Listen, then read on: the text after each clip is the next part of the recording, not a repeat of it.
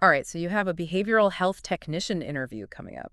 Oh, wow. That's exciting. Yeah, I bet you're probably feeling a mix of nerves and excitement. definitely. We're going to tackle those interview jitters head on today. Okay. We're taking Indeed.com's guide on common interview questions Mm-hmm. and really digging into what makes a stellar answer, especially for someone going into behavioral health. Right.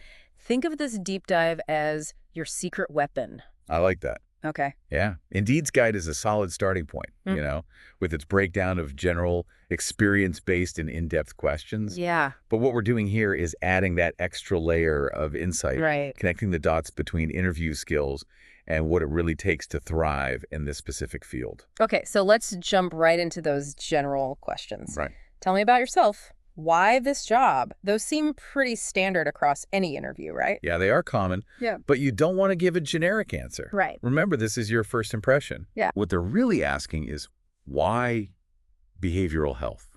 Right. Why this role? Okay. And what shines through for someone in your field is genuine passion. Mm-hmm. Was there a specific moment, a personal experience maybe, Yeah. that made you realize, this is it, this is what I want to do? Yeah. Weave that in. I love that. Yeah. It's like you're not just looking for a job, you're answering a calling. Right. Indeed mentioned something that at first seemed odd. Okay. They said, even when asked about your weaknesses, Oh, try to pick one that could be a strength in this line of work. interesting. Yeah. It's all about framing and self-awareness. Okay. Imagine saying, I can be overly empathetic at times. Yeah. Now, on the surface, that might sound like a negative, Right. but in behavioral health, Yeah. it shows you deeply connect with your patients. Yeah. Of course, you then add how you're working on healthy boundaries, Right. which is vital in this role. That's clever. Yeah. It shows you're both compassionate and professional. Yeah. They're not looking for robots. They're looking for people who understand the emotional demands of this work Mm-hmm.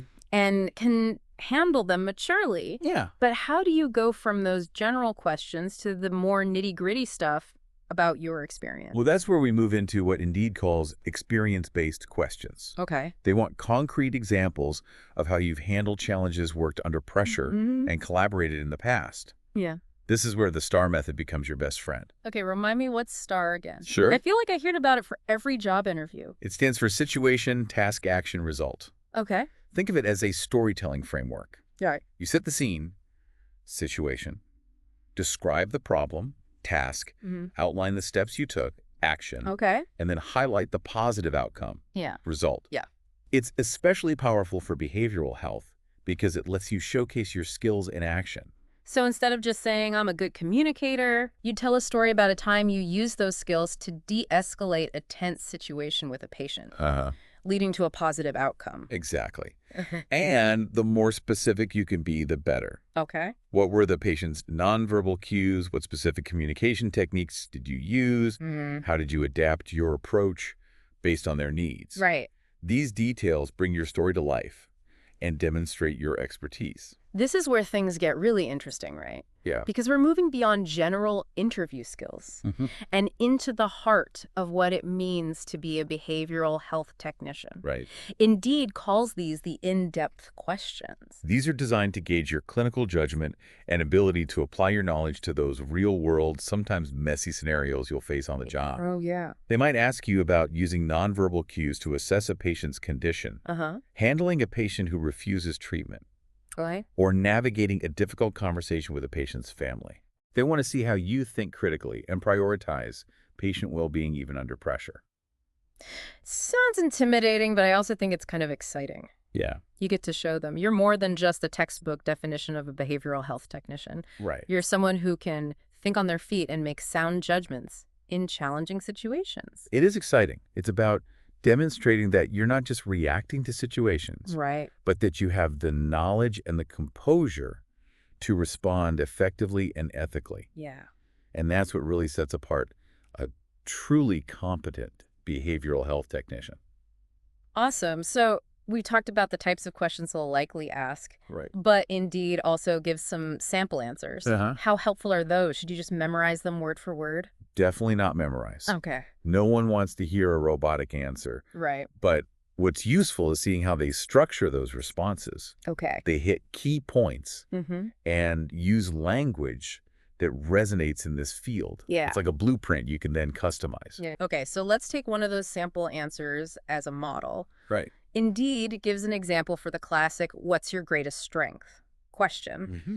What do they suggest for a behavioral health technician? They highlight empathy, saying, while the technical side of the job is crucial, empathizing with patients and families during tough times isn't something you can just teach. Mm-hmm. That's a good starting point. It is. Yeah. It acknowledges the importance of skills, but it's really saying your strength is in that human connection. Right. You're bringing something special to the table. Exactly. But I'm also wondering, Okay. couldn't too much empathy lead to burnout? Uh-huh. How do you balance that? That's a fantastic question. Yeah. And it gets to the heart of what makes a good behavioral health technician. Okay. You need empathy, but you also need healthy boundaries. Right. You can even weave that into your answer. Say All right. something like, I'm naturally empathetic, and I find that helps me build trust with patients. Mm-hmm. But I'm also mindful of the importance of professional boundaries, and I'm constantly learning and growing in that area. Okay. It shows self-awareness and a commitment to your own well-being, which ultimately allows you to better serve your patients. That's such a crucial point. You can't pour from an empty cup. Right. Okay. What other kinds of questions did Indeed provide sample answers for? Well, they have one about what you do if you noticed a patient's mental or physical health declining. Okay. Now that's getting into the real nitty-gritty of the job. It definitely sounds like a question designed to see how you think under pressure. Yeah. You can't just say, oh, I'd hope it gets better. Right. Their sample answer is smart. Okay. It starts by emphasizing that you'd compare the patient's current state to their individual care plan. You're not just going on a hunch. You're looking at the data, the milestones. Yeah. Then it walks through the steps, Yeah. identifying the specific concerns, determining the best course of action, Right. and of course, reporting back to the care team. It shows initiative, but also that you understand collaboration is key in this field. It's like you're painting a picture for the interviewer of how you'd approach a challenging situation calmly and professionally. Yeah. But it also highlights something we touched on earlier, that awareness of boundaries. You're not trying to solve everything yourself. You're working within a system. Precisely. And that's so important in behavioral health. Right. It's about understanding your role and responsibilities within the larger care team. Yeah. Indeed, even had a sample answer about the kind of patient-therapist relationship that should be avoided. Okay, that's a big one. Boundaries are so important in this line of work. What did they say? They were pretty straightforward. Okay. Their example stated, I believe therapists should avoid getting emotionally involved with their patients. I understand that providing personalized care that addresses both physical and emotional needs is important, but I strive to maintain emotional distance while still fostering empathy and compassion so patients feel comfortable and trust me. That seems like a good balance. You're acknowledging the need for boundaries, but also the importance of building rapport with your patients. Right. But I imagine that line can get blurry sometimes, especially when you're dealing with people who are in a lot of pain. It absolutely can. Yeah. And that's why self-awareness and ongoing reflection are so crucial in this field. Yeah. It's not just about learning the techniques, it's about understanding yourself, your triggers, and how to maintain your own well-being so you can show up for your patients in the best possible way. You know, one thing Indeed's guide doesn't explicitly mention is something called secondary trauma. Wait, what's that? Okay. I haven't heard that term before. It's essentially when you start experiencing symptoms of trauma yourself. No. As a result of listening to and empathizing with your patient's traumatic experiences. Wow. It can happen to anyone in a helping profession, Yeah. but it's particularly prevalent in behavioral health. Yeah. It's important to be aware of the signs and to have strategies in place to manage your own emotional well-being. That makes so much sense. It's like, even though you're not the one who went through the trauma directly, Right. you're still carrying some of that weight. So how would you suggest someone address that in an interview? Should they bring it up? It might not be necessary to explicitly mention secondary trauma in an interview, Okay. unless they specifically ask about self-care or challenges in the field. Right. But what you can do is weave in those themes of self-awareness and healthy boundaries. Okay. For example, if they ask about your hobbies or interests outside of work, Yeah. talk about things that help you de-stress and recharge. It shows them you're proactive about your mental health, which is a huge asset in this line of work. That's a subtle but really effective way to address it. Yeah. Okay, so we've talked about empathy boundaries and even secondary trauma. What other gems did Indeed's guide have in terms of sample answers? Well, there was one that I thought was particularly insightful, Okay. and it was about how to evaluate your own success as a behavioral health technician. It's a question that really gets to the heart of what it means to make a difference in this field. I'm curious, how do you measure success when you're dealing with something as complex and multifaceted as human behavior? That's the challenge, right? Yeah. And that's what the interviewer is trying to assess. Okay. Do you have a clear understanding of what it means to be effective in this role? Indeed, sample answer focuses on two key elements, Okay. patient outcomes and coworker feedback. So it's not just about your individual efforts, but also about how you contribute to the overall success of the team. Exactly. Their example states, first and foremost, seeing a patient's condition improve is the most rewarding aspect of this job. But I also recognize that it takes a team to achieve those positive outcomes. So alongside observing my patient's progress, I value feedback from my colleagues and supervisors. Okay. It demonstrates that you're focused on the bigger picture, that you're a team player, and that you're committed to continuous learning and improvement. That's a really well-rounded answer. It shows that you're not just in it for the accolades. You're genuinely invested in the well-being of your patients and the success of the team. It's about understanding that you're part of something bigger than yourself. Right. And that's a quality that any employer would value, especially in a field like behavioral health, where collaboration is so essential. I love that. It's not just about being a good clinician. It's about being a good teammate, a good colleague. Right. Now, I know we've been diving deep into these sample answers, Yeah. but I want to make sure we're not losing sight of the bigger picture here. Okay. It's not about memorizing scripts. It's about finding your own voice and letting your passion shine through. You're absolutely right. Authenticity is key. Yeah. Use these examples as inspiration, as frameworks to build upon. Okay. But ultimately, the best answers will come from your own experiences, your own insights, Yeah. your own unique perspective on behavioral health. So it's about finding that sweet spot between preparation and genuine self-expression. You want to be prepared to answer the tough questions, but you also want to let your personality and passion shine through. Exactly. And remember, this interview is a two-way street. Okay. It's a chance for you to learn more about them as well. Right. Ask thoughtful questions about their approach to patient care, their team dynamics, Yeah. their support systems for staff. You're not just looking for a job, you're looking for a good fit. I love that. It's about finding a workplace where you can not only contribute your skills and talents, Right. but also grow and thrive as a behavioral health professional. It's about finding a place where you can make a real difference, both for your patients and for yourself. It feels like we've covered so much ground already, Yeah. from the different types of interview questions to the STAR method, and even getting into some of the deeper challenges of this work, like secondary trauma. Right. It's been really insightful. It's a lot to take in. Yeah. But it's all valuable as you prepare for this interview. And remember, it's not just about absorbing information.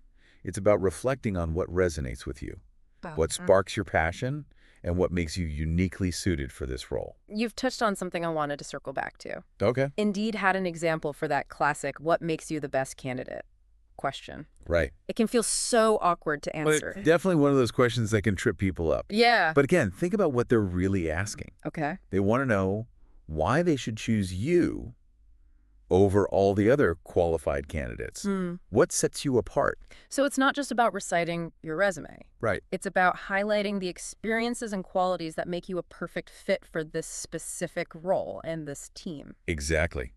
Indeed, sample answer emphasized qualifications and experience, Okay. stating, in addition to my bachelor's degree in behavioral health, I have hands-on experience in the role, particularly implementing treatment plans and providing emotional support to patients. It's a good foundation, but you can make it even stronger by tailoring it to the specific job description. Right. Look at the keywords they use, the skills they emphasize, Yeah. and then weave those into your answer. Exactly. If they're looking for someone who's strong in crisis intervention, talk about your experience in that area. If they value teamwork, highlight your collaborative skills. It's about showing them that you've done your research, that you understand their needs, and that you're genuinely excited about the opportunity to contribute to their team. Yeah. But going beyond just skills, think about what drives you personally in this field? Yeah. What are your values? What impact do you hope to make? That's what really makes an answer stand out. Right. That genuine passion and sense of purpose, it's contagious. It is. And it tells them that you're not just looking for a job, you're looking for a place where you can make a real difference. Right. And that's the kind of person any employer would want on their team. You know, it's interesting because Indeed focus so much on that professional distance. Yeah. It's important. But as we wrap this up, I'm wondering, Okay. how do you recommend someone going into behavioral health prepares for the emotional side of the job? It's not something you learn in a textbook. That's such a good point. Yeah. We've touched on burnout, secondary trauma, the importance of boundaries, Mm-hmm. but it's all easier said than done when you're in the thick of it, Yeah. right? What advice would you give to someone just starting out? First and foremost, remember that self-care isn't selfish. Mm-hmm. It's essential. Okay. You can't pour from an empty cup. Right. Build in time for activities that nourish you, whether it's exercise, spending time in nature, creative pursuits, or simply connecting with loved ones. Yeah. It's about making your well-being a priority. It's like putting on your own oxygen mask first before assisting others on a plane. Exactly. You have to take care of yourself so you can be fully present and effective for your patients. Mm-hmm. And don't be afraid to seek support when you need it. Talk to colleagues, mentors, or a therapist. There's no shame in reaching out for help. In fact, it's a sign of strength and self-awareness. It also models that for your patients, showing them that it's okay to ask for help when they're struggling. So much of this work is about leading by example. Absolutely. Your own well-being is a powerful tool in helping others. Okay, so self-care support systems. Yeah. And that constant awareness of your own emotional state. What else should someone keep in mind as they embark on this journey? Remember why you chose this path in the first place. What sparked your passion for behavioral health? Hold on to that, because there will be challenging days when you question your choices. But if you can ground yourself in that sense of purpose, that desire to make a difference, it will carry you through. It's about finding the joy and the meaning in the work, even amidst the challenges. Precisely. Because at the end of the day, this is about so much more than just a job. It's about making a real difference in people's lives. And that's a pretty incredible thing to be a part of. To all of you out there preparing for your interviews, remember, you've got this. Believe in yourself, your skills, and your passion. We're rooting for you. And remember, this is just the beginning. The journey of learning and growing as a behavioral health technician continues long after the interview. Embrace the challenges, celebrate the victories, and never stop striving to make a positive impact. So good luck with your interviews. And hey, if you land the job, let us know. We'd love to hear about it.